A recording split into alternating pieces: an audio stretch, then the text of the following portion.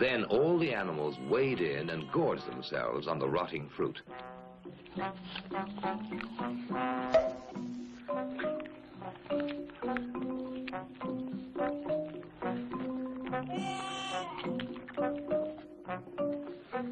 It starts fermenting in their tummies and turns into a very potent brew.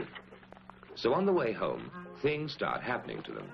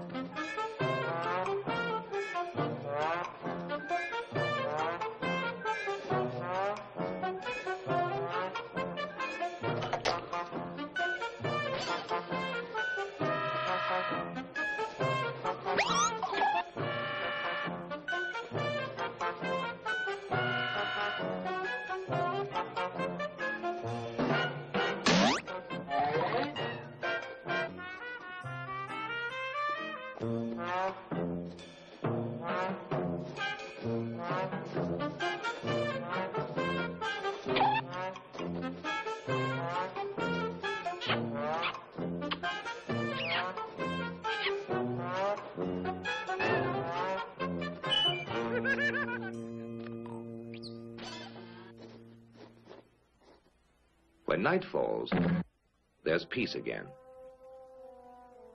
A very blissful peace.